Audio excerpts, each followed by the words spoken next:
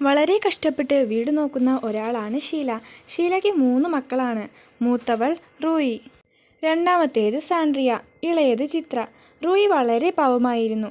അതിനാൽ തന്നെ അവളുടെ അമ്മയ്ക്ക് അവളെ വലിയ കാര്യമാണ്. 3 പേരെയും സ്കൂളിൽ പറഞ്ഞയക്കുമ്പോൾ അമ്മ റൂയിയെ പ്രത്യേകം ശ്രദ്ധിക്കും.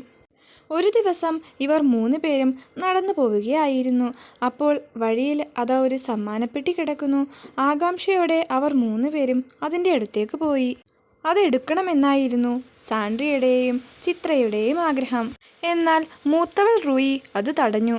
അത് വേറെ ആരുടെയോ ആണ്, നമുക്കതിൽ അവകാശമില്ല എന്ന് റൂയി അവരോട് പറഞ്ഞു. എന്നാൽ റൂയി പറഞ്ഞത് അവർ അനുസരിച്ചില്ല. റൂയിനോട് "നീ മുന്നിൽ നടന്നോളൂ, ഞങ്ങൾ പുറകെ വന്നോളാം" എന്നവർ പറഞ്ഞു. റൂയി അവർ പറഞ്ഞത് കേട്ട് മുന്നോട്ട് നടന്നു. അപ്പോഴേക്കും ആ സമ്മാനപ്പെട്ടി അവരെടുത്തു. "എടീ, ഇതിൻ്റെ ഓണർ എവിടെയെങ്കിലും ഉണ്ടാകും. വാ, നമുക്ക് അപ്പുറേ പോയിട്ട് തുറക്കാം" എന്ന് സാൻഡ്രിയ ചിത്രയോട് പറഞ്ഞു. അങ്ങനെ അവർ അത് തുറന്നു നോക്കി.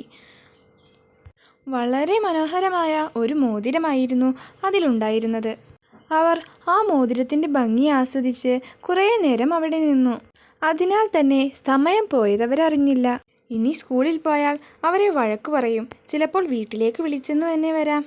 അതുകൊണ്ട് തന്നെ അവർ ക്ലാസ് കട്ടാക്കാൻ തീരുമാനിച്ചു. അവർ അവിടെ ചുറ്റിത്തിരിഞ്ഞ് കുറേ നേരം നിന്നു. വൈകുന്നേരമായപ്പോൾ അവരുടെ ചേച്ചി റൂയി അവരെ കാണാത്തതുകൊണ്ട് വേഗം തന്നെ വീട്ടിലേക്ക് പോയി. എന്നാൽ അതിനു മുന്നേ തന്നെ അവർ അവിടെ എത്തിയിരുന്നു. റൂയിക്ക് എന്തൊക്കെയോ സംശയങ്ങളുണ്ടായി. അവൾ അവരെ ചോദ്യം ചെയ്തു. അധികം വൈകാതെ അവർ സത്യം പറഞ്ഞു.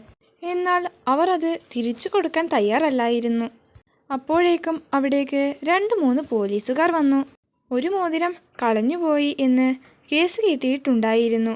അത് ഇവിടുത്തെ കുട്ടികൾ എടുത്തു എന്ന് അത് കണ്ട ഒരാൾ പറഞ്ഞു എന്ന് പോലീസുകാർ അവിടെ വന്ന് പറഞ്ഞു. വേഗം തന്നെ അത് തിരിച്ചു തരാനും അവർ ആവശ്യപ്പെട്ടു. അവരുടെ വീട്ടിൽ പോലീസുകാർ വന്നത് കണ്ട് സാൻഡ്രിയയുടെയും ചിത്രയുടെയും കൂട്ടുകാർ ഓടി വന്നു. പോലീസിന് സാൻഡ്രിയയും ചിത്രയും മോതിരം തിരിച്ചു കൊടുക്കുന്നത് അവർ കണ്ടു. അതിനാൽ തന്നെ കള്ളൻ എന്ന് അവരെ അവർ കളിയാക്കി വിളിക്കാനും തുടങ്ങി. അവർ റൂയി പറഞ്ഞത് അനുസരിക്കാതെ സമ്മാനപ്പെട്ടി എടുത്തത് കൊണ്ടാണ് അങ്ങനെ സംഭവിച്ചത്. അതിനാൽ തന്നെ നമ്മുടേതല്ലാത്ത സാധനം നാം എടുക്കരുത്.